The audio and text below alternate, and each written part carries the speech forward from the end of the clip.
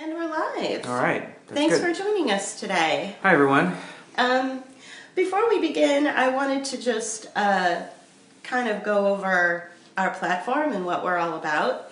JP and I are Book of Hours. We are a leftist platform where we critique and analyze through video essays and critical commentary the things that are going on in society today, typically through the news or through legislation that has been passed or any kind of cultural situations that are going on. Mm-hmm. So I definitely wanted to sort of reiterate, we're not the news. We are we're creatives who are offering a leftist critique of of what's going on in the world.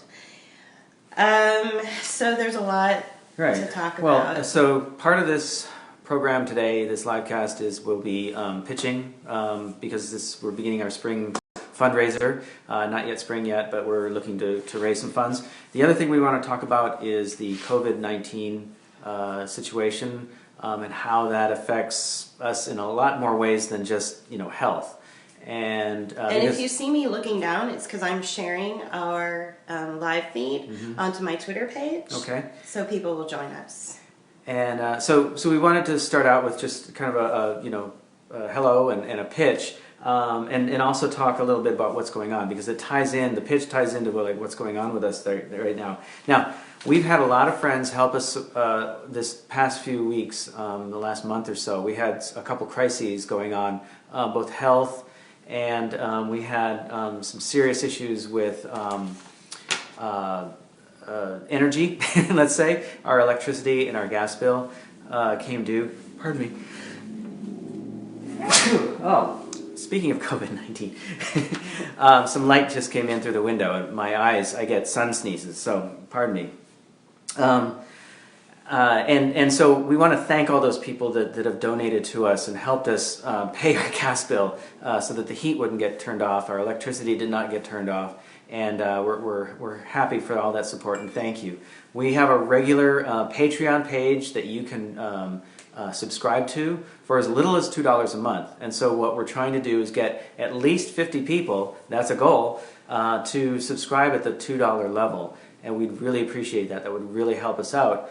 I work outside of the house, so we have some income. It's not a lot.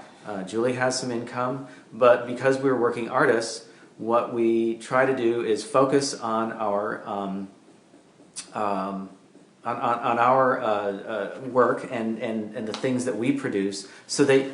Hey, hi, Barb. Hi, Barb. Cindy's live stream was a big bore, so I'm here now. Well, thank you. Great, thanks.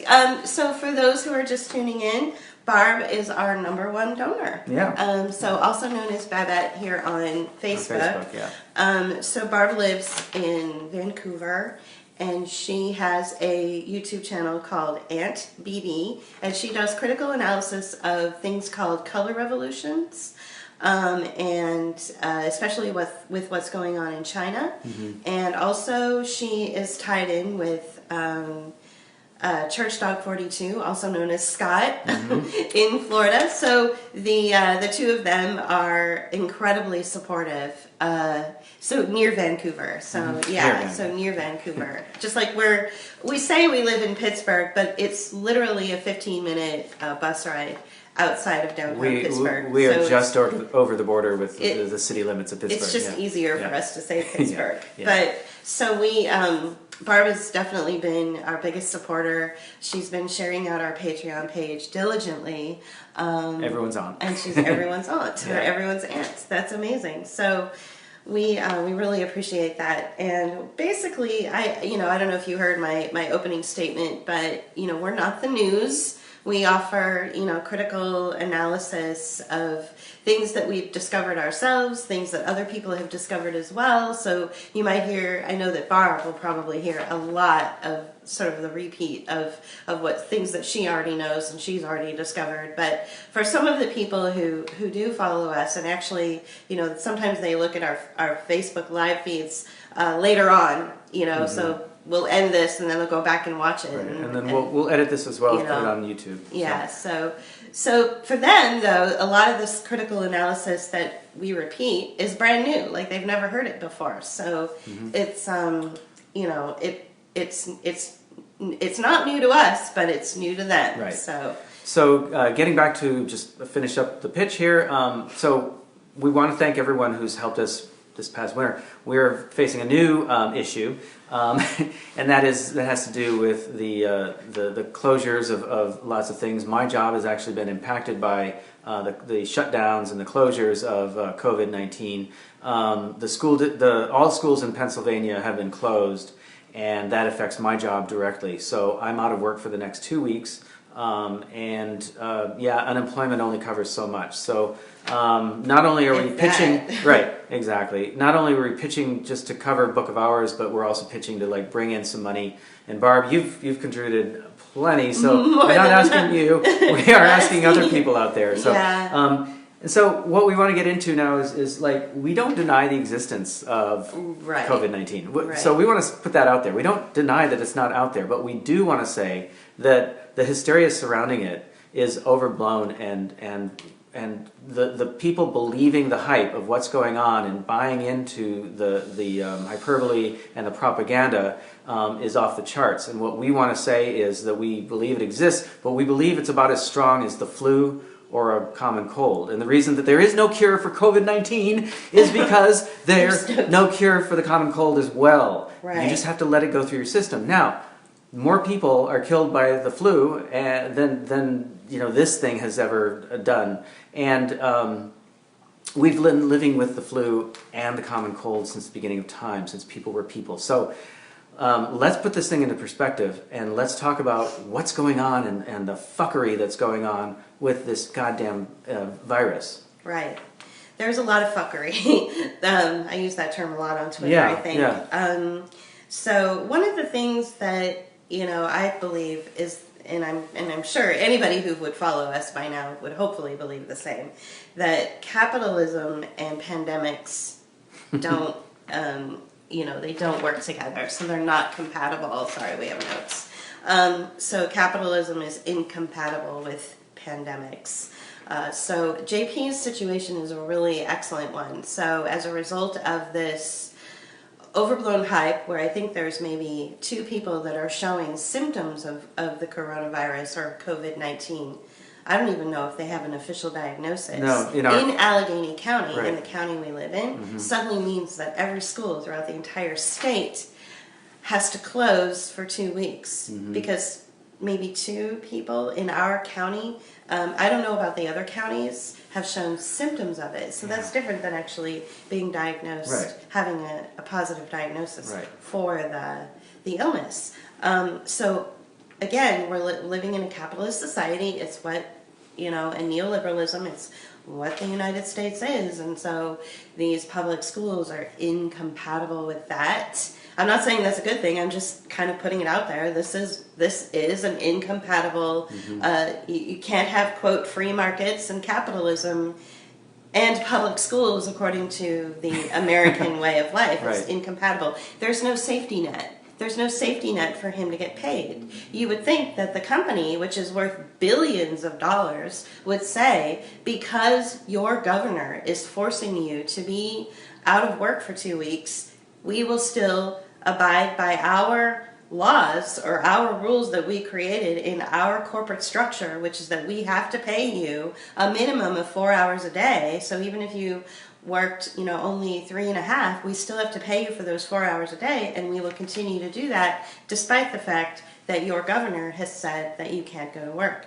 But capitalism is very selfish, and we don't have any kind of assurances from them. We have nothing from the CEO. We have nothing from his direct manager. We have no communication from his regional manager. There was nothing. There was absolutely nothing to tell him, hey, this is happening. You don't come to work for 2 weeks. The only reason that we know is because we discovered it on Governor Tom Wolf's Twitter feed. That's the only reason that we know that he doesn't have work for 2 weeks. That and a conscientious employee who's so the dispatcher, the dispatcher who took it upon herself to call me. Who makes minimum wage, took it upon herself to be transparent. Right. So, I think going back to what you said about how pandemics and capitalism don't they're incompatible. Yeah. The other thing is that something we've heard a lot in different forums, and that is that you can't have both a pandemic and a disease that's under control at the same time, because one does not necessarily convey the other, right? If you have a pandemic, that means it's inherently out of control, right? Whereas this is a controlled situation, and there's only, if we had a pandemic, we'd be looking at deaths in the United States in the thousands, not the hundreds. There would be bodies lying in the streets. Yeah, I mean, I think we're in the hundreds, and it's not a pandemic, so correct. The language is really. And I also want to say, people have brought up, other epidemics, okay, not pandemics, but epidemics, like the Spanish flu of the beginning of the 20th century. And, the conditions today are so much different than they were back then, where you had, now people have central heating, or at least a heating source in their house other than a fireplace. They have electricity. They have means of staying warm during a cold season. So, the way that they're treating this is they're acting like it's the Spanish flu in 1915. Right. And it's completely off the charts. It's totally. And there's a reason for that. Yeah, of course. Of course. I mean, we all know that. So, language is really important. So the language is desocialization. What is the? It's down here. What is the term that's going social around? Social distancing. Right. So social distancing. So, I mean, this is the way my conspiratorial mind works. Correct. So we've got a populist coming up. A so-called socialist. Now we know that he's not really a socialist. He really plays fealty to the corporate wing of the Democratic Party. But just he's a Democratic socialist. Just for the sake of those mainstreamers out there that believe the rhetoric, he's calling himself a socialist. So of course we're going to have social distancing. So there's a couple of terms out there that anything that's an ism kind of bugs me. Mm-hmm. So socialism, terrorism, globalism. Right. It's socialism comes out as a result of socialization. So socialization is the coming together of people. So socialization is Barb getting on an airplane and flying to Florida to hang out with her buddy Scott. That's socialization.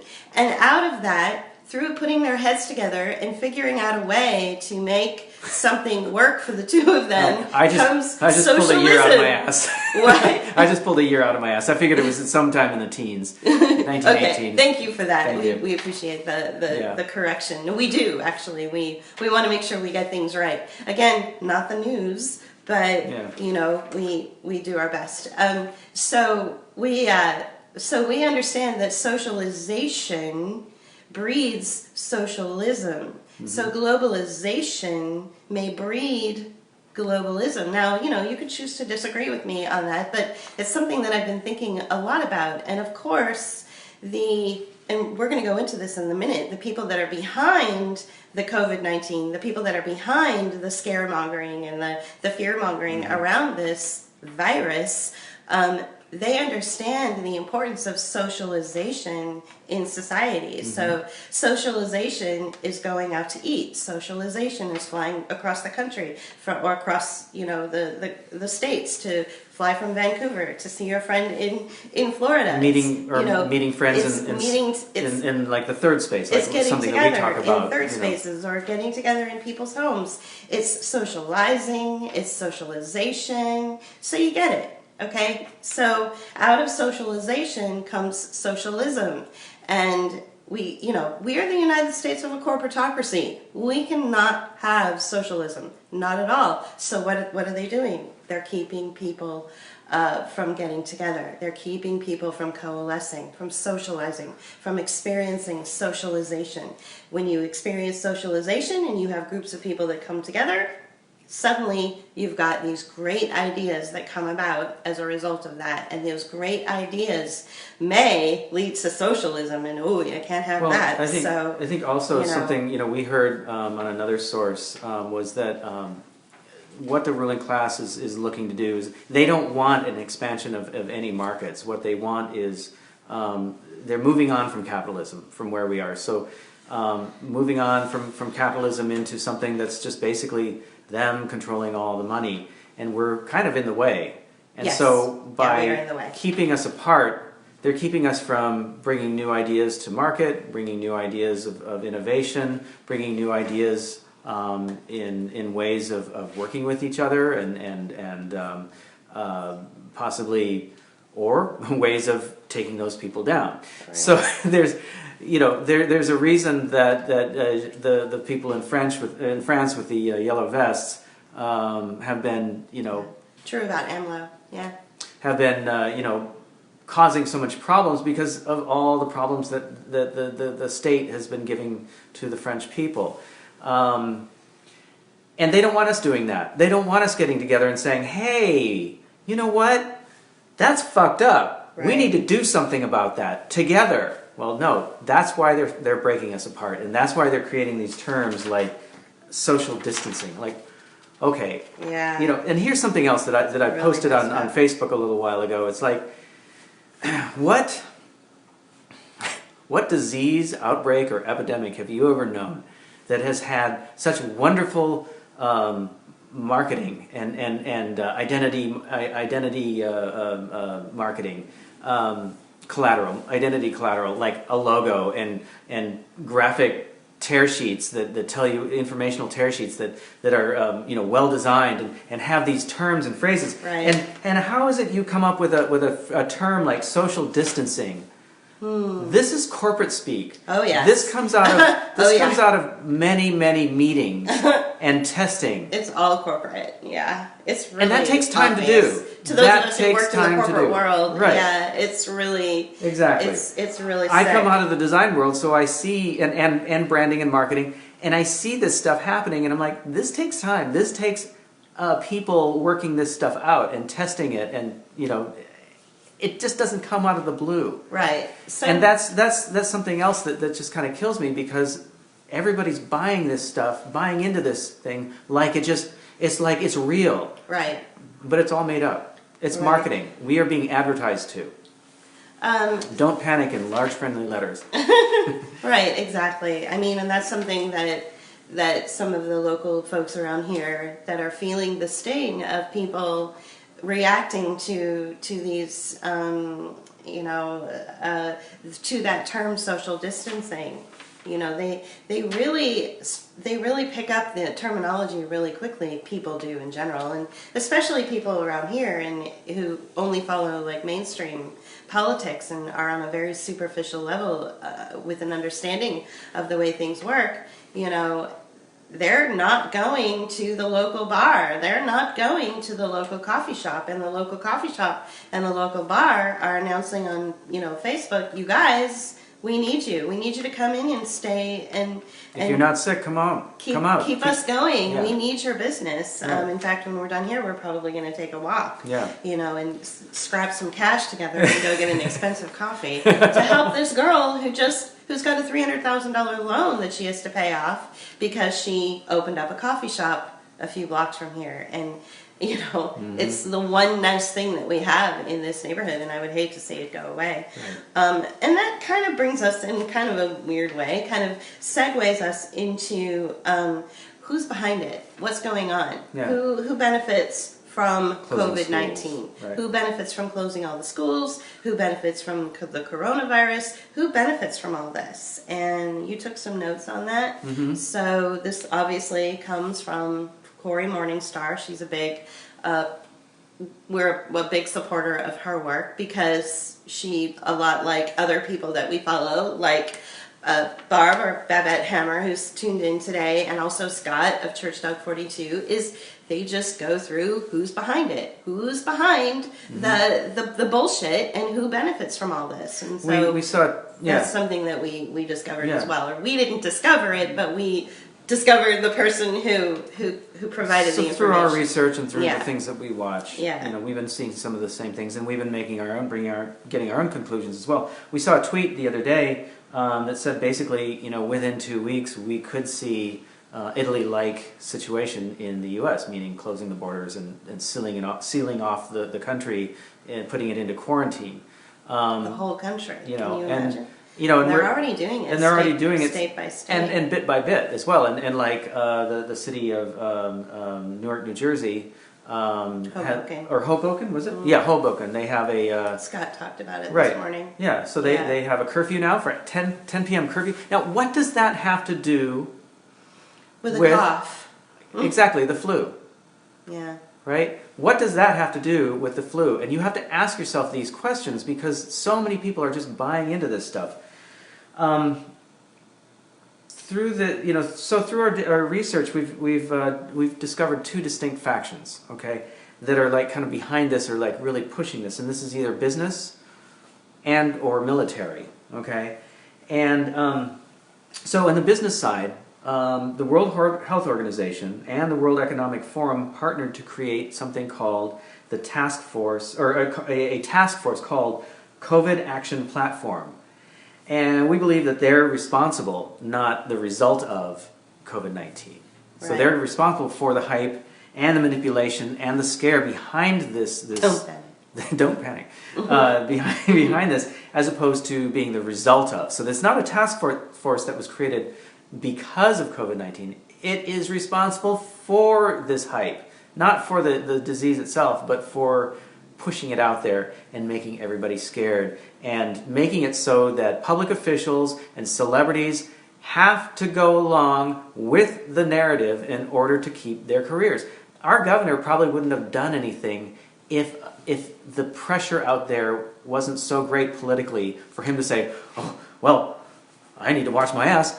I need to do something too. I know, I'll close all the schools in the state for 2 weeks. Yeah. Right? Now, yeah. I'm sure that there's something else going on there, but it's that saving face idea that I've noticed. Like, even somebody like Lee Camp, who just had put a book out, published by PM Press, which is pretty lefty, right? And he's going along with this narrative, and I was very disappointed to see that. Yeah. Okay? And the reason I was disappointed to see that is because it's like, okay, well, I see, he's criticizing the fact that the country isn't, like, we're not testing enough people. Okay, that's pushing fascism, basically. That's not, that's going along with the hype and the drama and the scare that's going on with this.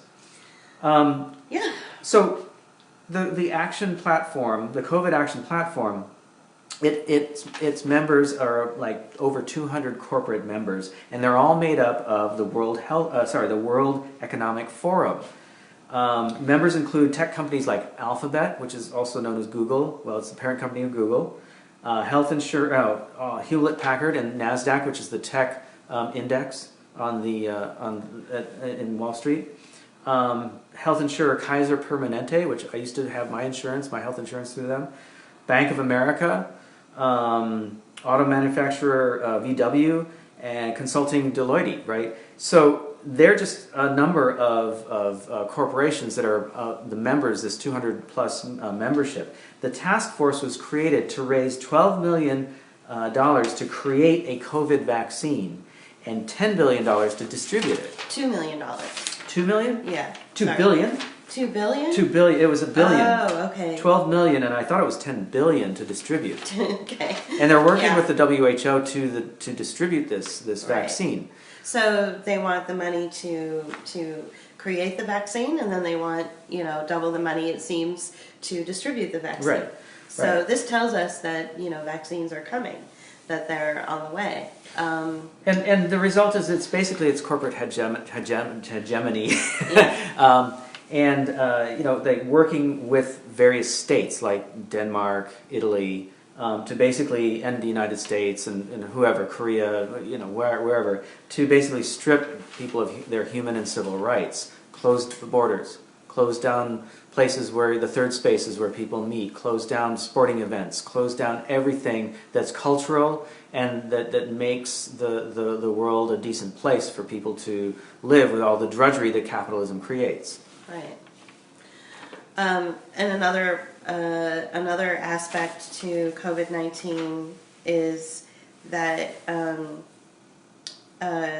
what is it that you're pointing to? Oh, the tweets from Cory Morningstar. Right. So, tweets from Cory Morningstar are really, really helpful. You should follow them. Future pandemics are being tapped and utilized to financialize nature, putting a price on natural resources and identifying those resources for vaccines for this and future pandemics. So I guess what that statement means is this is the beginning. Mm-hmm. So to be able to, so the World Economic Forum and the World Health Organization are partnering together and with all of these tech companies and consulting agencies and banks and even car dealerships, or car companies, not dealerships, car companies, car manufacturing companies, partnering together under the World Economic Forum to create vaccines. So they need the money to create them, and then they need the money to distribute them. But also, what is really key here, and what is really, really just kind of hit home for me, is that they're preparing in general future pandemics in order to justify going into nature to create the vaccines for those future pandemics. So it's just a vicious cycle. And we don't have a say in any of this. Right. It's our tax dollars that are at work to create these future pandemics and to create these future vaccines for these future pandemics, stripping the earth of its resources in order to create the vaccines. In order to, and to make money too. Right. So we feel like the whole vaccine issue with this, in any case, there is no vaccine for this because it's the flu, right? Right. And we feel like this whole action, like right from the beginning of what was going on, we felt like it was a means of getting to the point of forcibly vaccinating people, without their permission. Right. And doing it in a way that is through, social shaming, mm-hmm. through political action and force, a number of different means. I mean, they're coming at us in different ways. It's either through, monitoring us or, surveillance, keeping us down financially through, closing businesses and keeping people from going to work, socially through keeping us from meeting each other and then having other people shame us if we do go out in the world.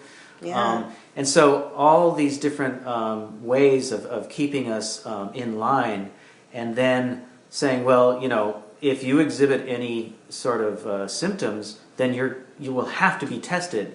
And who's to say whether or not those test results are not just accurate but real? Who's to say that those test results aren't being just made up, and you're being told you have the virus, you need to take the vaccine, and who knows how safe that vaccine is at that point. Right. Okay? Yeah. And we feel like that a lot of people in this situation are being targeted, and it's the weakest in our society that are being targeted, such as the elderly. We've read where elderly folks who are in institutions that are, old folks' homes, if you will, are being isolated and kept apart from their families because of what is it called when they're isolated?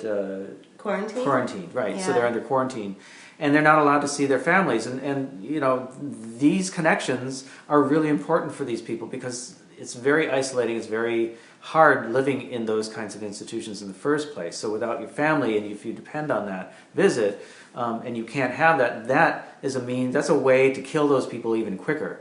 And then if you insist on giving them a vaccine that might kill them, that's even worse. Yeah. Okay? Yeah. We're seeing, we've been seeing in our society a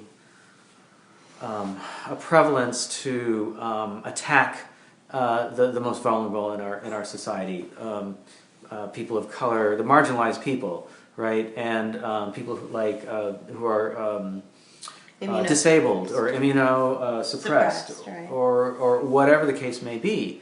People are being attacked, and we feel like this is another excuse and another way of going after a population in our society.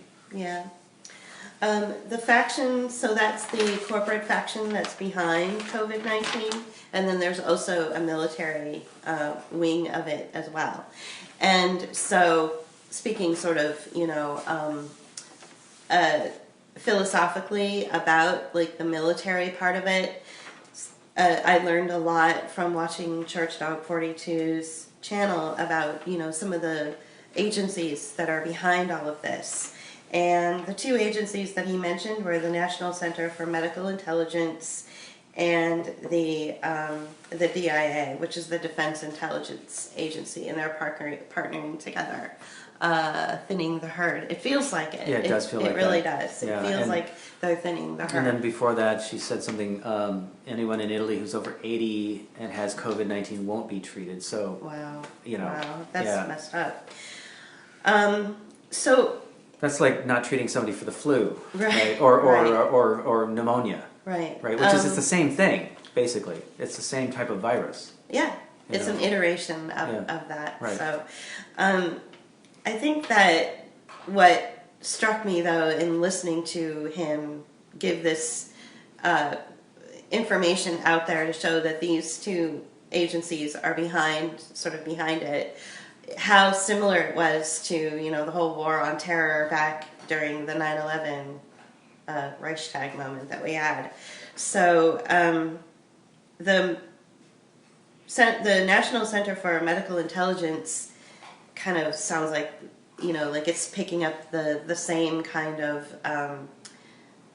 the same way that the NSA operated for its war on terror, and the DIA, which is the Defense Intelligence Agency that it partners with, feels a little bit like the DoD, like the Department of Defense. So it's taken from the same playbook, in other words. So instead of having a war on terror or a war on terrorism or a war on terrorists, we have this war on a virus. And so they're literally taking the same playbook and applying it to this health pandemic, to this health issue. And that just, that tells me that this is going to be, I use this term a lot, but it's going to be iterated again and again in different ways over the next few years, probably for the rest of our lives. So, we needed something like the 9/11 moment, which was, perpetuated and orchestrated right here on our soil. We needed something like that in order to lift constitutional protections and swoop, then we had a constitutional lawyer, Obama, swoop in and permanently stamp into place those constitutional grievances or, lifting the Constitution. The DIA and NSA are under the Pentagon. So, Department of Defense. Department of Defense. So, it feels like it's basically taking out of that playbook, and that we will see more and more versions of that coming out in different ways. I'm speaking very philosophically. There are people out there that have, the specific names, and they understand how these agencies operate very specifically. They get into the minutia of those details. But I guess what I'm trying to say is, from a philosophical, existential position, it feels like we're just seeing these things reinvent themselves over and over again, and it's really difficult to imagine that things could possibly get any worse. Yeah. But I guess they can, because they have, so, and another thing too, that only a couple of people have gone there, and I think maybe Scott went there as well, is that Obama came along and he passed, legislation to target and assassinate American citizens without due process. This was a really horrific piece of legislation that he passed, and it went largely under the radar. Very few people talked about it. Those people in the leftist community were talking about it, and even some people in the not left community were talking about it, because we have those diehard constitutionalists, correct? So so it feels like this so-called war on terror, the language that it had, I guess, the legal language that it had in the legislation that was passed was that it's going to go after people who like partner with Al Qaeda or these types of terrorist organizations. But there's also language in there that says anything that is a direct threat to the well-being of society is considered, fair game. Right. Basically, mm-hmm. They're on the Tuesday kill list. In other words, so.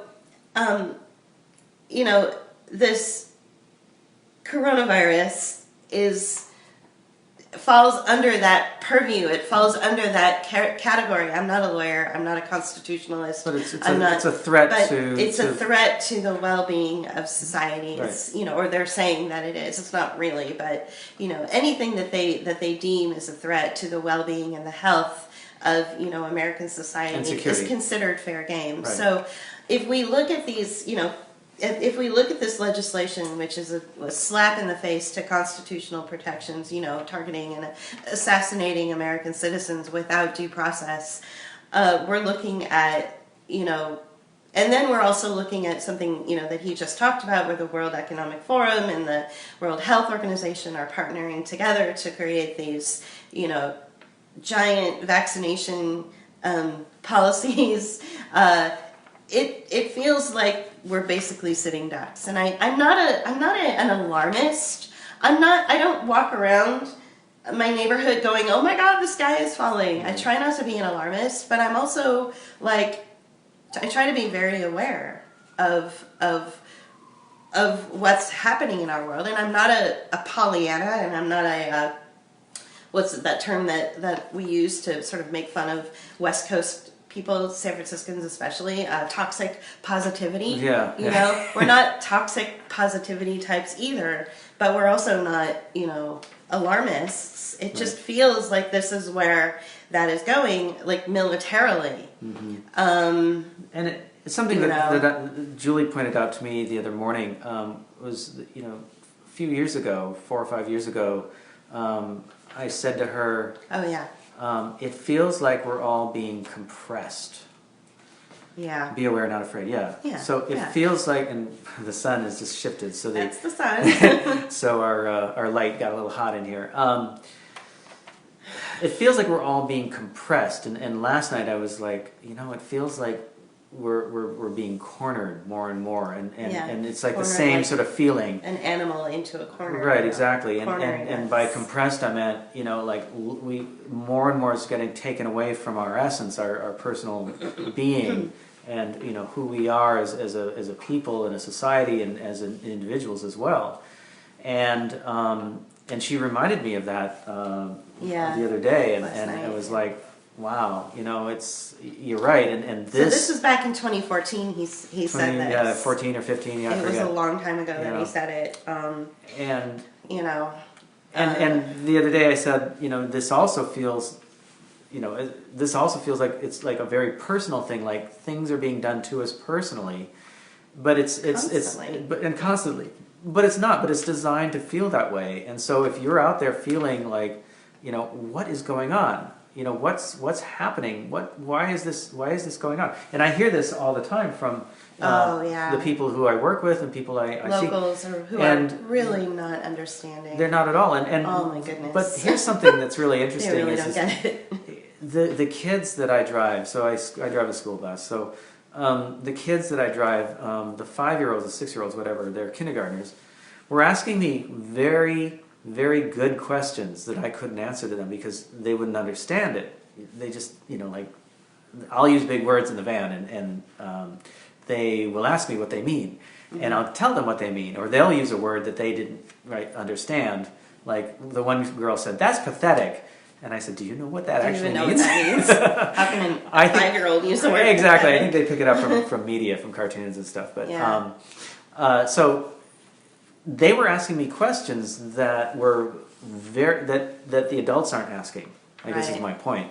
Yeah. And they were very aware that there's something really unfair and really stupid going on, and they just had no idea why this was taking place, and I couldn't tell them because again, they couldn't they wouldn't be able to understand. So I just said, you know what, that's a great question, but I don't have an answer for you.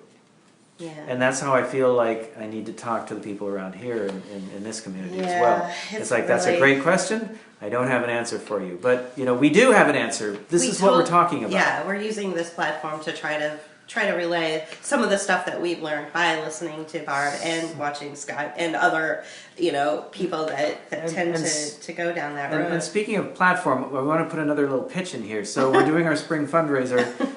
Those of you who will be watching, you know, retroactively, we have one live. No, we have 2 people live. Okay.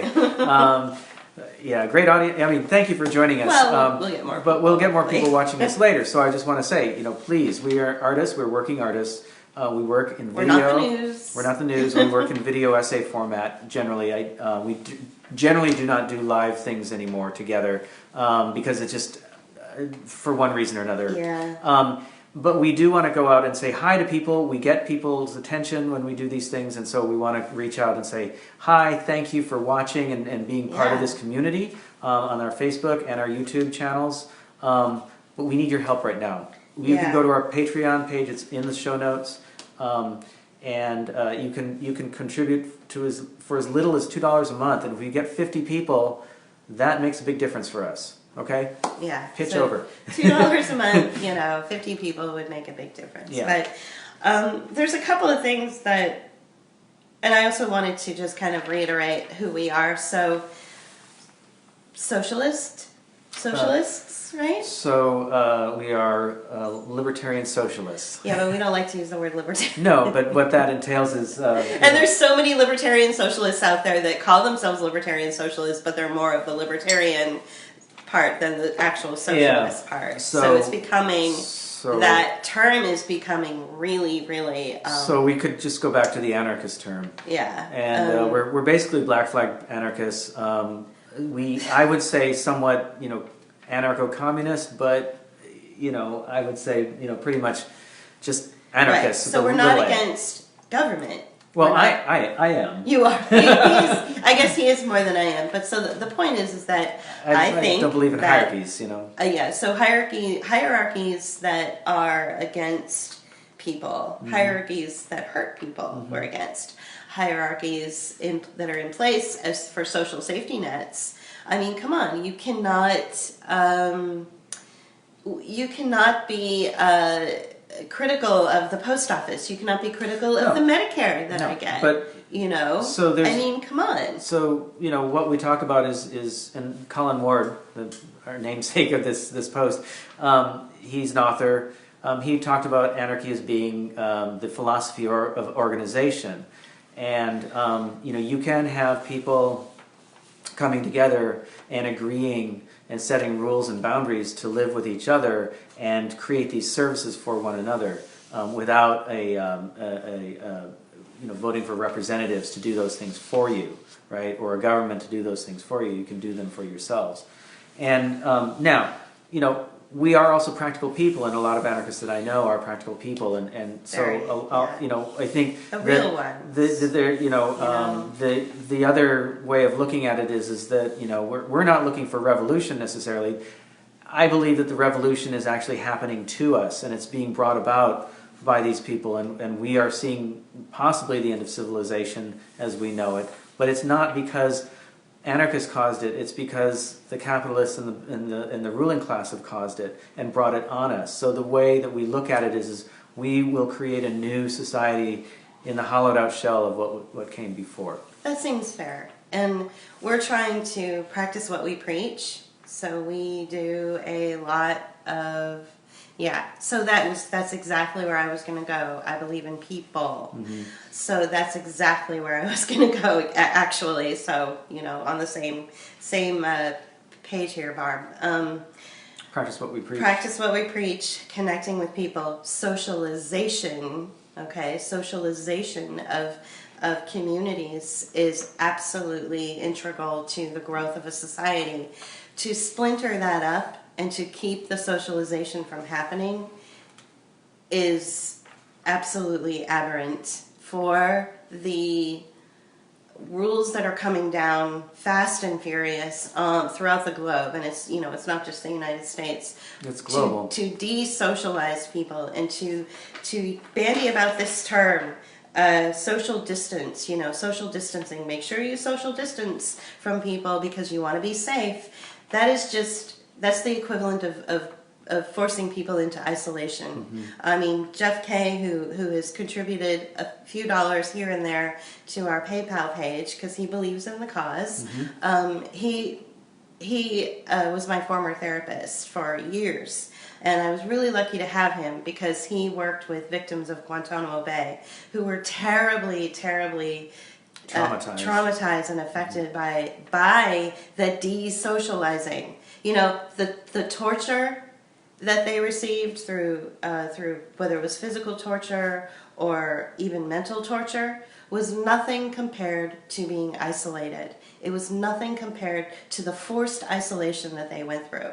And so his big deal is in this whole situation, and I agree with it, is that this will have such a profoundly horrific effect and a troubling effect on society if we just acquiesce and we just say, oh, okay, well, we better distance ourselves socially from people and we better self-isolate. Human beings are meant to be together. Mm-hmm. Human beings, that's why we have mouths to speak mm-hmm. with, so that we can speak back and forth.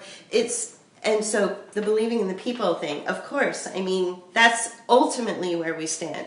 Ultimately, the whole basis of our existence and our creating a book of hours, I mean, that's why it's called Book of mm-hmm. Hours, right. OURS, is because it's our world. It's our world, and right. we must come together. We really, really must. And I'm just really, really just floored by the veracity of this terrible thing that we're experiencing now. And the people people that are embracing the narrative as well as the social isolation, they're going along with it, and they're saying things like, well, at least we've got lots of movies and Netflix to watch for the next couple of weeks. And it's like, okay, oh my God, yeah. So you don't get it, do you? You're not getting it. Oh my this God. is about keeping people apart. It's not about you just nesting. Okay? Right. This isn't about nesting right. at all. This is about breaking people up, breaking people apart. Right.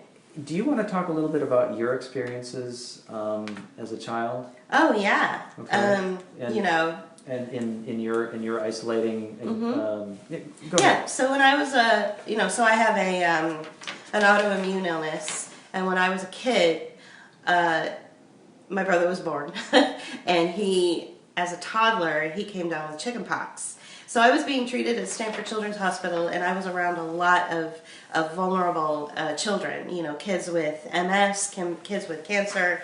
They were, undergoing chemo. They were undergoing all sorts of really aggressive treatments and therapy and protocols that if they even caught the slightest illness, they would die. So knowing that my brother had chickenpox, and that I could get chickenpox, and I was coming in every 3 days to get treatments and protocols for my illness, that I would be in the general vicinity of these highly at-risk kids. They injected the virus in me. They injected me with the chickenpox virus, and they put me in quarantine for, I want to say, like 4 to 6 weeks. Okay, so for 4 to 6 weeks, I was, as a child, I think I was about 8 years old, I was in quarantine in a big room by myself with a bed and a TV and a huge picture window that overlooked a park. This was over at Children's Hospital at Stanford in Palo Alto, California, where I was diagnosed when I was a little kid. So they injected me with the chickenpox virus. I'm in quarantine for 4 to 6 weeks. I never got the chickenpox. My brother got it, and he went through it. And I think my other brother, no, they're 4 years apart, so he wasn't born yet. But anyway, I think my mom got it. It was weird. So they got the chickenpox, but I never got it, even though they injected the virus in me. And my experience in quarantine as a child was really interesting and really strange. Now remember, it's a children's hospital, so all the nurses are really nice and sweet, and they're used to working around kids. So I felt very comfortable there. Like I felt that the staff were right there when I needed them. If I needed help with anything at all, they were right there. But if my parents wanted to come and visit me, they had to walk through a chamber before they could come into the actual room where I was. They had to walk through a chamber, and my family had to put on like a hazmat suit and then come into my room where I was. You know, there was no touching, there was nothing like that. And they kept me isolated for 6 weeks. And what happened to me was that I closed off kind of emotionally. I stopped caring. I read, I colored, I looked out the window a lot, I listened to music, I watched TV, and I could give a shit less. After a couple of weeks of this, I could give a shit less if my parents came. I could care less. And and so that's the problem. That's a problem with isolating people and quarantining people, is that you lose that necessary connection that you need with human beings. You lose it. You lose that sense of intimacy or connection because your brain goes through something really. I don't know, I don't have the expertise in that area, but I can just tell you my experience. And it was really strange. And finally, after 4 to 6 weeks, still didn't get the chickenpox, despite the fact that it was injected in me. The virus was injected in me. They were like, okay, that's it. She's clearly not going to get it. So not going to infect anybody else. I'm not going to infect anyone else, not put anyone else at risk. So I went home. Yeah. And I had to be re-socialized. But I see that, I still see the trauma and results of that experience in you to this day. And I'm not going to go into it, but we talk about this kind of stuff a lot with our childhood experiences and things that we went through. I was kind of isolated as a kid too, but nothing to that degree. So something else that we picked up on was somebody that was a friend on Facebook that we've noticed is saying things like, and she's actually in quarantine. She's like, I'm bored. Entertain me. Entertain me. That kind of like language is coming out. She doesn't say it in those words exactly, but she's completely. So what happened to her? So just a quick background. Her and her husband were scheduled to go to Paris. This week or this coming up. Yeah, like now, and the whole thing has been canceled since France has closed down all the shops, all the theaters, and anything that would create socialization. The only socializing that's still going on in France is Gilets Jaunes, is the Yellow Vest movement. They're like, fuck the rules. Fuck this social distancing rule. We're going to still do it because we need our benefits. Fuck we need screw the state. So they're going out there and still doing it and still protesting after 80 weeks? I don't know, but it's crazy. So so she and her husband had to cancel their whole trip, had to cancel their to France and Italy and all that stuff. It was going to be their ultimate trip. And they, what is it? What are you saying? You were the girl in the bubble. Yeah. Exactly. Yeah, she told me that when we first met. Yeah, that's right. Yeah. I did say that. Wow, that's interesting that she would bring that up. It's like, Yeah. were you listening to it? How do you know that? So, Barb is full of surprises. Well, you basically described that situation, yeah. But the term, I used the term when we first met. Well, there was that movie Boy in the Bubble with what's his name? I can't think of his name now. But this married couple that were supposed to go to France, it was canceled. And then to add insult to injury for them, the wife, came down she got sick, and she had like 102 fever, 102, 103, 4, whatever, degree fever. So she had to go to the hospital. She was quarantined in the hospital. They finally let her go home when her fever broke. And she's like, I guess there's 10 people that are being tested for the coronavirus in Los Angeles. In that area, and she's like one of the 10, I don't know. So she's getting a lot of attention on her Facebook page. A lot of attention. And her whole thing is like, I'm bored. Entertain me. I need pictures. I need this. And I'm thinking to myself, wow, you are totally missing this is your missed opportunity. And again, it's like all of the things that we've experienced leading up to this point were missed opportunities. We had an opportunity to speak out about the sudden, eruption of school shootings. It's like, ask the appropriate questions around these things. What's really going on? What's the goal? Who's going to benefit from these school shootings? Ask yourself, lady in Los Angeles, former friend of ours, ask yourself who is benefiting from this, forced quarantine. Instead of letting your mind go slack, engage your critical thinking skills and go, wait a minute, I've had 102-degree fevers before and never had to be quarantined. Let me do a little more research about the coronavirus, and she might find that it's just another iteration of a common virus. Right.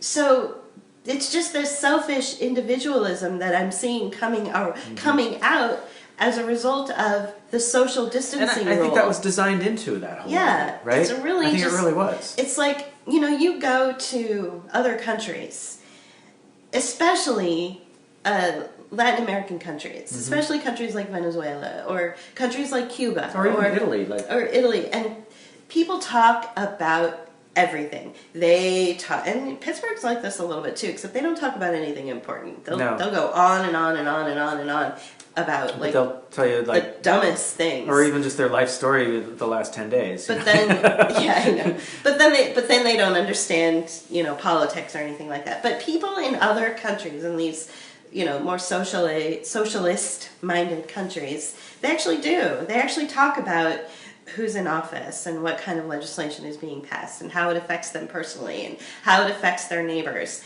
And they have this deeper understanding of the importance of getting out there on the street or voting the right way or keeping these social safety nets in place. Americans don't have that. Americans just get into squabbling and fighting and attack mode, but they don't really have a deep understanding, and if you do have a deep understanding of it, you get attacked for saying, no, wait a minute, I think that you need to understand that this is the way. And there may be a bigger picture here. Our neoliberal capitalist, corporatocracy works. You're basing a mindset on something very infantile. You're basing your belief system on something incredibly misguided. That's not the way that it works.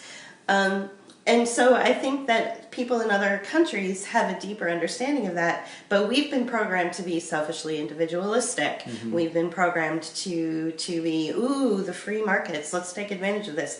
And all of these people that you used to be friends with, that clog up your Facebook feed, that I read sometimes, I'm like, let me log into JP's Facebook page and target these people. And sometimes I'll take like a snapshot of what they say, and then I'll put it on my Twitter feed and go, liberal is all about me.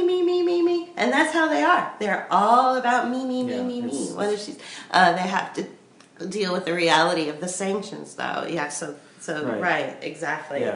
Yeah. Along the lines of what you're talking about, I noticed you put a note here about people complaining through statements, and always asking authority figers, like, so you want to talk about that a little bit? Well, okay, what do you mean by that? I don't even know what I wrote. Always ask authority. Oh, right. So yeah. So I get every once in a while, I haven't flown in a year and a half. But there was a time there where we were flying a lot because we were looking for a home to move to, and we ended up choosing Pittsburgh. But so I know, right? So we it's all in the name, Pittsburgh. Yeah. So so because I've had a lot of surgeries and I've had joint replacements, I have a lot of metal in my body, and I'm always setting off alarms and stuff. And I always get the backhanded molestation. It's like I always get, some woman molesting me with the back of her hand, to make sure that I'm not carrying or, packing heat or whatever, because I'm setting off the alarms. And I'm always like, so how long is this going to last? How long is this going to continue because last I heard, 9/11 was 20 years ago. So how long? Yeah, I are you thought guys gonna TSA be was doing supposed to be this? a temporary. So that's just temporary it. So thing. the temporary installation of unconstitutional, agencies. So the TSA is unconstitutional. That's what people don't understand. Is that it is a violation of your right to privacy. It's a violation of your personal space.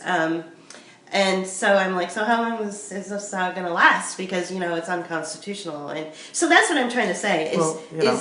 Is you should always ask, security people, security guards, police officers. Anytime you have to go through a federal building and put your shit through the thing, it's like, how long is this going to last? How long is this going to last? This is temporary, right? Right. And remind them that you're. Well, and they even treat it architecturally and systematically like it's temporary. Because if you go to any airport, it still feels like, these places that they set up TSA look temporary. They look like they just were makeshift situations where they put things into place. I know, right? That's the American and it's like cheap ass. The cheap ass way of going about it. And yet, we're still dealing with the uncomfortable. We're still dealing with a situation that's uncomfortable and hard to deal with. But see, again, it's the design. That was designed to do that way. They don't want to make it look permanent. They don't want to make you comfortable. Wow, that's a mindfuck. It is a mindfuck, and the same thing is going on with this whole scare and issue around this virus. Right. It's the flu, for fuck's sake,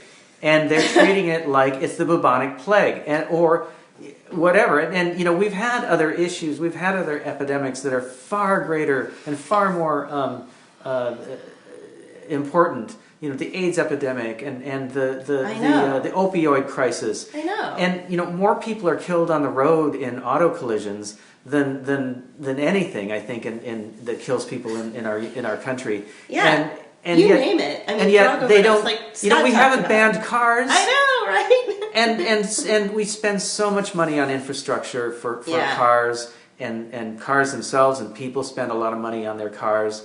From the purchase of the thing, the insurance, the maintenance, the licensing, all those things, and so much money is spent on these things that ultimately could kill us, probably sooner or more often than more frequently than some virus that they've suddenly boosted up and say this is really a dangerous thing. Well, dangerous to who? Right. Who is it dangerous for? Well, it's dangerous for people who would normally die from things like the flu or colds anyway. Right. Older people, people who are immunosuppressed. That's right.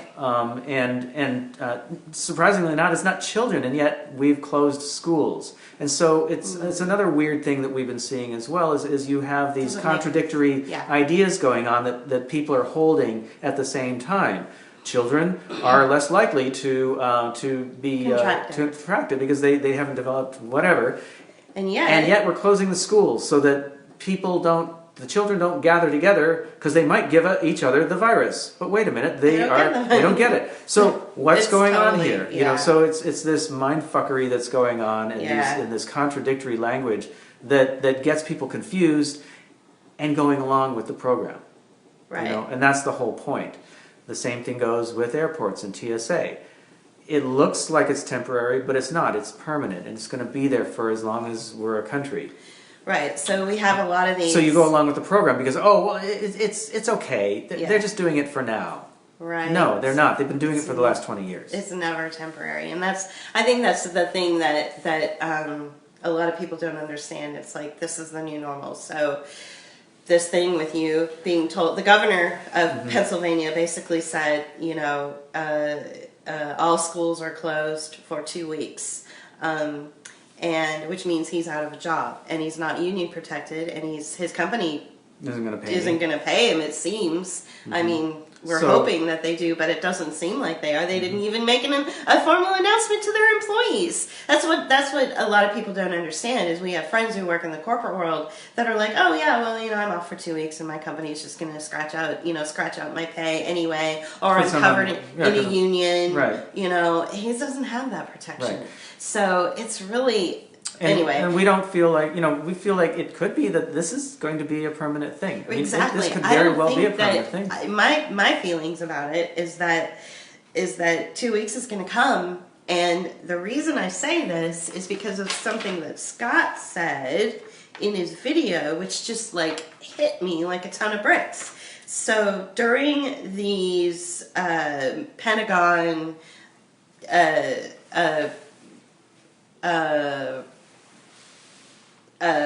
what plans? Plans for pandemics. They're these trials that they do where they trialed out a pandemic. They estimated that we would have, nationwide pandemic by April 1st or the end of March. By the end of March, which is when the governor said that schools would reopen. So that's why I don't think that they're going to reopen, because they're going to use this report that came out of the DIA that predicted these predictability reports, these futures markets, these futures reports to say that it's going to be a nationwide pandemic by April 1st. So I honestly don't think you're going to have a job to go back to. That's my belief. Right. I believe that. I hope I'm wrong. Yeah, me too. I really hope I'm wrong. Because Friday I came home and I said, I was supposed to only be out for Monday, but it looks like I'm going to be out for the next 2 weeks. And actually I was like really happy inside because I didn't have to go back to this job that, it pays the bills. The kids are great, but I really don't like doing it. It's not something that I am. It's not who I am. It's not what I like to do. I hate driving. I've always, in general, that's why I don't have a car. I hate driving, but I drive for a living. I've never had kids. You don't really like kids all that much, but I drive kids. I know, it's around, like all around of Pittsburgh. these. So it's not something, and I have to get up really early. I'm an early riser, but not that early. So I have to get up really early to get out and take these kids out to the buttfuck Pittsburgh area. It's like they live in one part of Pittsburgh, and then it's like a half hour away. Mm-hmm. And so it's not something that I enjoy doing. It's not something I like to do. And I think I think that a lot of Americans can say that about the work that they do. That capitalism does this. It forces people into things that they're not supposed to be doing.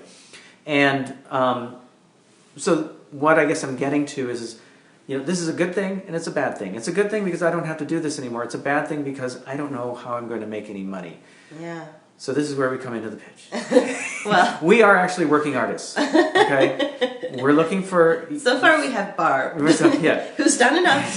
Don't do any more. But if you're watching this, please go to our Patreon page. We have different levels, and we have gifts that you can get from your patrons. By the way, we want Barb's. We need Barb. We need your T-shirt size. We need your T-shirt size. Okay, so that aside, those of you who follow us and who have not contributed, you can give a one-time donation at our PayPal page. That's paypal.me/bookofhours, or you can go to our Patreon page, patreon.com/bookofhours, and Book of Hours is all one word. You can start as little as $2 a month, and that's very little. I mean, that's less than a cup of coffee per month. It's like 7 cents a day. Right. Yeah. So think of it that way, and you would really be helping us out, especially if well, I feel like NPR. Right. I know. All those radio pledge things. It's only 7 cents a day, and you can save the world. No. Oh, right. I mean, it just feels so weird because we both come from completely different backgrounds. But when we left, he's been out of work since 2014, and it was just getting to a point. Well, full time. I mean, my story is I've been off and on with my work because I went from being a full-time employee to being like the equivalent of like a contractor. So I would pick up 6-month contracts, and then you would be off for 4 months. But I'd be 4 or 6 months off, right? And so the cash flow was really bad. And it was really difficult for us, and it got to the point where we couldn't pay the rent anymore. Yeah. And so we picked up and moved across country. Where it's cheaper. We raided my IRA and we're still paying the penalties on that, but we have the house that we live in and maybe outright.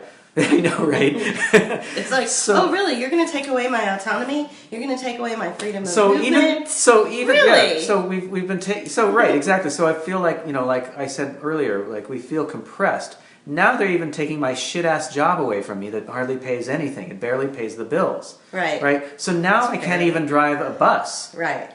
It's like... Right? It's like, more. you don't have to be too smart to do that job. It's one of the easiest jobs I've ever had in my entire life. And I'm talking from like the age of 15 to now. Yeah. So, they're even taking that away from me. So now what am I supposed to do?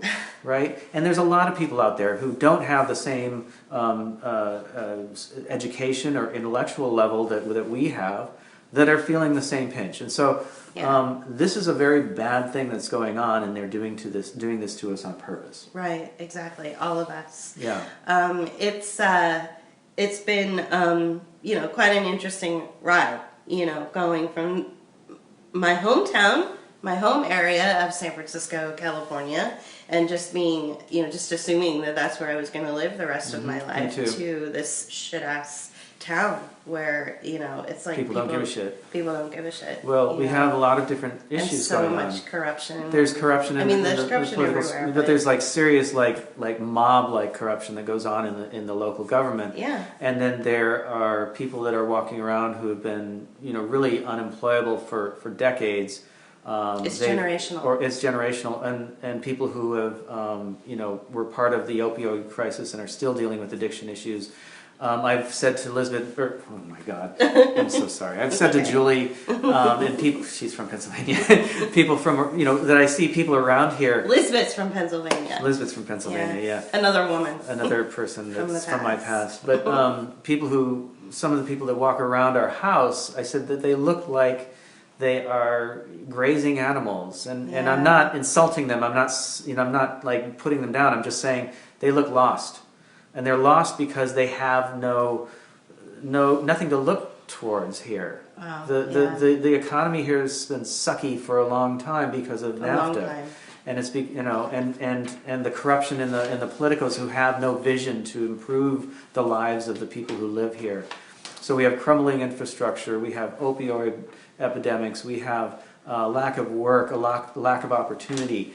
And that's what's going on around us, and we have moved into that, and it's hard to go from the shining city on the hill by the bay to this. Yeah, because we do miss our home very much. I mean, it's really strange because we hate billionaires, right? We hate the billionaire class. Nobody should be one, but it's like you live in a rent-controlled apartment where we did, and we had a couple of billionaires within a few blocks of us. Yeah. So billionaires, they like things like coffee shops and sidewalks, nice corner stores, and nice corner stores and good transportation. Lots of billionaires in San Francisco take public transportation, because it's like the hip thing to do, right? Now it is, but either that or they drive around in their Teslas. Right.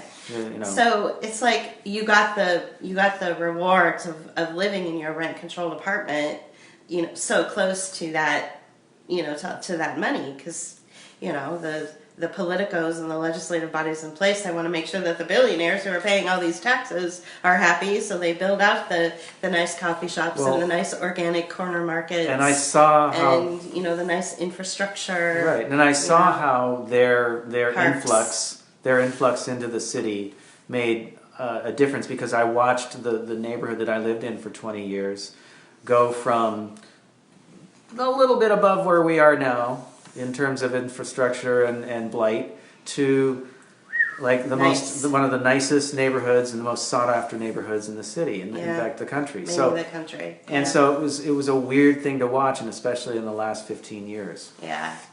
So it's like we have all this weird adjusting that we've had to do, and my constant thing that I say is, once you get used to the blight, and once you get used to the apathy, and you get used to the oppression, the systemic and generational poverty and oppression here, if you ever get used to it, it's time to go, because you never want to get used to that. That's, none of these people, whether they're coming off drug addiction or whatever history they have, they don't deserve that. And I tell people that all the time. I have their phone numbers and I text them. Drug addicts, people with bad history. I say, how you doing today? Are you guys doing all right with what's going on in the world?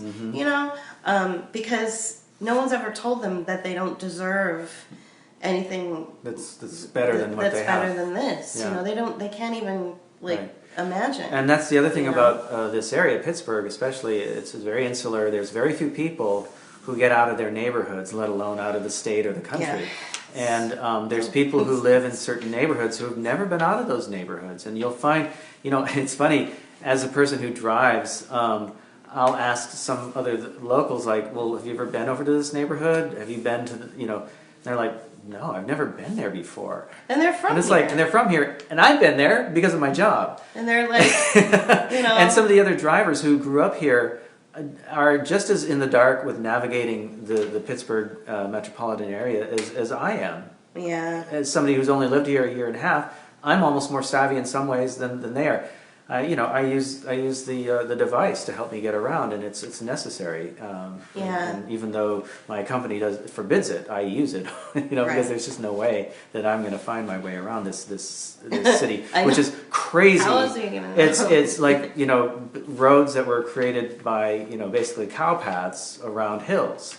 And there's no rhyme or reason to some of them. Yeah, and these neighborhoods have a lot of... Some of the neighborhoods in the hills that are tucked away are just like maze-like. They're crazy. There's no... And you're like, how did this get developed this way? They really it's organic. Didn't have there's no planning. Yeah, no planning. And I don't have a problem with that, except that it's hard to fit a sort of a capitalist mindset and structure into this sort of organic way of life, and watching that, dealing with that is very difficult. One thing that I wanted to touch on too that Scott brought up as well, which is really interesting, is like what's going on in Hoboken, New Jersey. So he's like, look, obviously what's going to happen is that the economy is going to feel the sting of this stupid ass curfew, so that $300 billion bailout to keep companies sustainable will go towards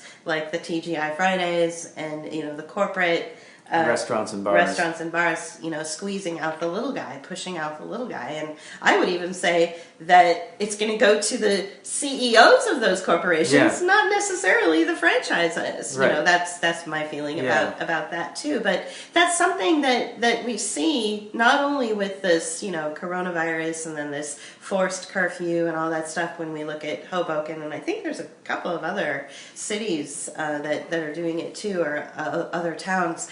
But also what was part of the economic stimulus package was the opportunity zones, which are basically the tax havens for the very wealthy and for the ruling class or the corporate class, and coming to neighborhoods like this, claiming that they were going to infuse millions or billions of dollars into the neighborhood, only to, have nothing happens. In fact, the neighborhood depletes even more than because it already is. They'll tear something out and put in a new building that never gets vacated. Or it doesn't bring in local jobs. Right. Or it doesn't local do economy. anything. We see that a lot throughout the country, some in San Francisco, definitely a lot in New York, and some lofts even in downtown Pittsburgh that were built that will never ever be filled with renters or commercial renters because nobody can afford it. Right. So they're building these state-of-the-art buildings for the sake of building. Right. Just building for the sake of building. The building is there for financialization. It's what's being done is the deals are struck and loans are made and credit is given and taxes are deferred because these structures are built. And it basically uses the city space as a financialization tool to make money for the class of people who are doing these deals and basically making money from each other and from the state or the city, the municipality that they're creating this building in. And so none of the money goes to the city or the people. It goes to the people who did the deals, and nothing ever then takes place. And heaven forbid you go and squat in this building and like try to live a life, because you'll be arrested for trying to live in a building that was created just to stay empty. Right. So we have it coming from so many different avenues, coming at us from so many different ways, through the economic stimulus package, through the bailout, the recent bailout of the banks, $1.4 trillion bailout of the banks, the $300 so-called fusion into, businesses, not small businesses, big corporations. Meanwhile, then squeezing out and cornering the population through fear mongering and scaremongering through the war on the virus, right, yeah. the new war on whatever it is, fill in the blank. Right. And this is something that a lot of people the war on biology. A lot of people have been standing on their goddamn soapboxes and talking about since 9/11. They have been warning about this very moment. Even I said, throughout the years, I know I must have said it at least a dozen times. I bet you they're going to make it a health thing. They're going to attack us through, the World Health Organization, through the health systems. That's where they're going to go first or next. And that's exactly what happened. Yeah. So a lot of people are fully aware, fully engaged, know exactly what's going on.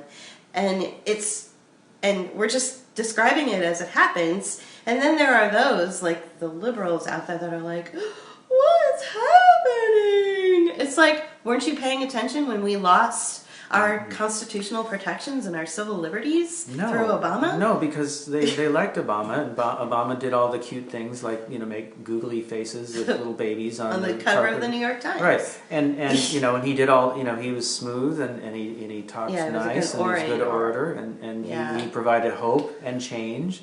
I didn't get any of that spare change, actually. In fact, I got change taken from me. I was hoping that I would get some change, but I was hoping that they wouldn't loot my piggy bank. Right, exactly. And so instead, I ended up losing my business, my marriage, and my house at the same time, thanks to Bush and then I'm surprised you're alive. Subsequently, Obama. That's a lot to go through, right? Yeah, exactly. It is. And that was 10 years ago, and I feel like I'm just now starting to recover, and then this happens, and it's like, okay. Yeah. So. To recap. Yeah. We've been on what have we for been doing? a while. We've been on for a while, yeah. So probably about an hour and 20 so. minutes over, yeah. So to recap, we know that there are two different factions behind the coronavirus, and at least the financialization of it or who benefits from it. So it would be the World Health Organization has partnered with the World Economic Forum to create a task force called the COVID Action Platform. So definitely look it up. You can follow Corey Morningstar. She talks a lot about it. Go to Scott Crichton's videos. Any of the last 3 videos that he's done, Church Dog 42, YouTube, on YouTube. Any of the last 3 videos that he's done has gone into great detail about the coronavirus. And one of the last things that he mentioned, which really triggered me, and it could be because I have a family member in the military, is how the military is behind this. And isn't it interesting that we just sent 20,000 troops overseas to Europe, and yet nobody else can travel? So what's that about? Right. So the sort of I just had the word in my mind, but the sort of planning or the not planning. We ran into this last time too. Like the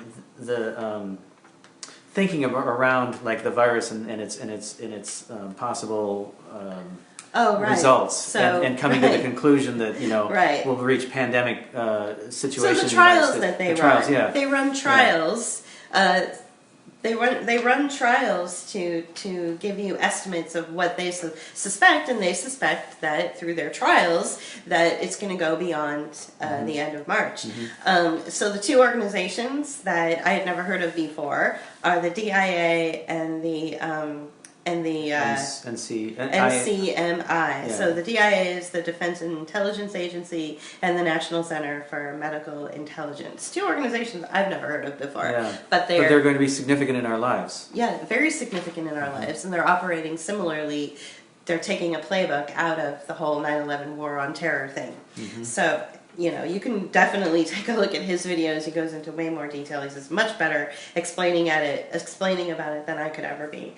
And then, just a couple of the things too that I wanted to talk about, like sort of on an existential level, is that, if you are under, forced quarantine, or if you did have 100 or 203 degree fever, and you're forced inside, maybe don't ask your friends to entertain you. Instead, maybe actually think about, what does this really mean? Like, what's really happening? Because surely you've had a high fever before in your life and you were never quarantined, Right. So maybe do some more research about the virus itself and find out what it actually is that they're quarantining you for, instead of just like bending over and going, okay, whatever you say. Like, just ask the questions, do some research about the coronavirus. It's like if I was stuck at home in quarantine for 20 days based on the fact that I had a high fever for a day or two, I would be online going, okay, what is this thing that I'm in quarantine for? Like, why the fuck am I here?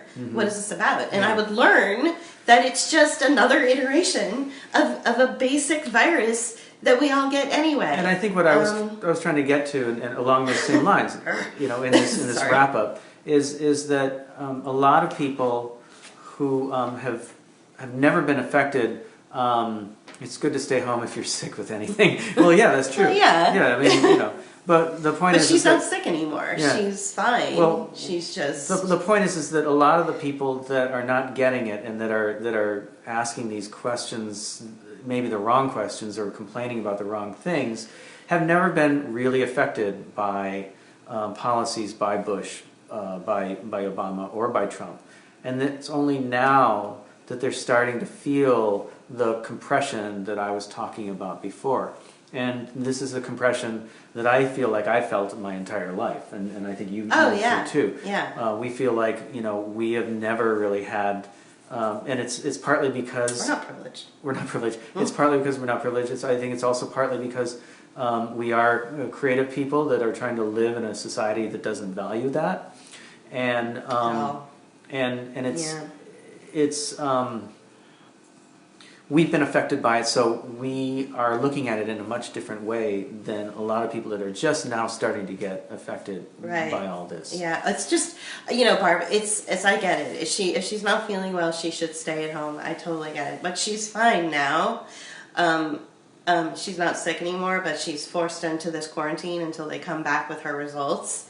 But the thing, it's how she's behaving. It's me. Yeah, entertain me. I'm bored. Me. As opposed to going, what is this really about? And starting, taking this time to actually, educate yourself. It's, and I guess it just comes down to the kind of person you are. You watching are the kind of person that questions everything and goes into details and looks at what's behind it and who benefits. So are we. Or we like to think we are. Yeah. So it's frustrating. But so we appreciate you tuning in. In China, there were supports for people during the quarantine. Exactly. We don't really have anything like that. Well, and the Chinese here. culture is more family oriented and group oriented anyway. Definitely. And like the Japanese as well. It's like you're looked at as odd if you're alone. Exactly. Right, Oh my goodness, people don't know how to be alone. Yeah. That's another thing too. Is Americans don't know how to be alone. But really true. The true. thing is in America, it's not like an Asian culture where people are together. Yeah. People in America are together apart, right? I mean, there's even that. Yeah, that's true. There's even that phenomenon, like in San Francisco, it was really prominent, where you'd have a couple they called them lats, and they were living living apart together. Oh yeah. Lats. So literally couples that were married but divorced. No. Oh, because I hear this too. Okay, so they were never divorced. They sometimes weren't even married, but they were long-term couples, and they would live in different apartments. Sometimes it would be across the street, sometimes it would be down the street or across town, but they were living apart together. Right. And so that's a phenomenon that's it's like late capitalism, right? It's like people in America are together, but they're doing this, they're together or they're distracted with something. So people don't know how to live undistracted lives. They don't know how to be alone without divorce or living together. Well, there's that too. Divorce, that's what I was going to say. And you'll see that in places like San Francisco and New York, where it's so expensive that you have to stay together because you can't afford. Even though your divorce was finalized 6 years ago, you're still living with your ex-spouse. Right. Because where else are you going to go when you've got rent control, right? It's exactly. so pathetic. Yeah. And, you know, the thing, too, is, like, the Chinese culture is so influential in San Francisco. It's, like, absolutely one of the most influential cultures in the United States. Outside of the culture, right? You know, China, in San Francisco, because it's like right there, you know, so it's the first city they... Other than Anglo white culture, right? Right, yeah, right. Yeah. So, but I guess what I'm saying is, like, you know, how many times do we go out and walk around Pittsburgh and go, where's all the Chinese people? Like, there are no Chinese people well, here. and I long for hearing Spanish, too, sometimes. Yeah, exactly. We long for the cultures. And the Chinese people, you know, that culture is super tight-knit. Like, and they understand, like, so if you're on a bus, you're on a crowded city bus, they will literally, like, like, they have no problem getting into your personal space. Their personal bubble is very small. And they're always, you know, walking around in packs, you know, arm in arm, holding onto each other. So, happily divorced TV show. Oh, I'll have to watch that. But yeah, so we missed that. But that's something that, you know, this whole quarantine thing and the virus thing is really bringing out sort of like the worst of us. It's really bringing out like the worst of us, and I feel like it's this joke that the ruling class is playing on us right now, and we're falling for it once again, and we're not asking appropriate questions and not really looking, you know, this social division is just, and social distancing is terribly detrimental to society, to a thriving society. It's really scary. Yeah. So. Okay, well, we're going to wrap it up, I guess. Then, yes, my Chinese viewers are very supportive and loyal. Yeah. Well, because you tell the speak to truth. them, you speak to their issues, Yeah, you tell the truth about what's going on with them. It's not, you know, it's not evil communism. It's or not, whatever, it's whatever not the case bad. may be. So okay, well, once again, thank you. Thank you. You can go to our PayPal page, paypal.me/Book of Hours. It's all one word, Book of Hours. Or you can go to our Patreon page, patreon.com/Book of Hours, all one word again. And on Patreon, you can subscribe at different levels on a monthly basis. So $2 to all the way up to, I think, like 50. I don't know. There's a lot of different levels. Or you can do it one time at paypal.me. And we do appreciate any and all donations. And thank you to all the people who have supported us so far, especially through this tough winter. Yeah, and especially Barb. We do appreciate you, and especially Barb, who's tuned in. Yeah, so, thank you. Once again, I'm JP. And this is Julie. And Book of Hours. And thanks for hanging out with us. Yeah. We'll populate this on our Facebook page. You can watch it all the way through if you really want to. It's, you know, it was very casual today, so we just wanted to have a conversation.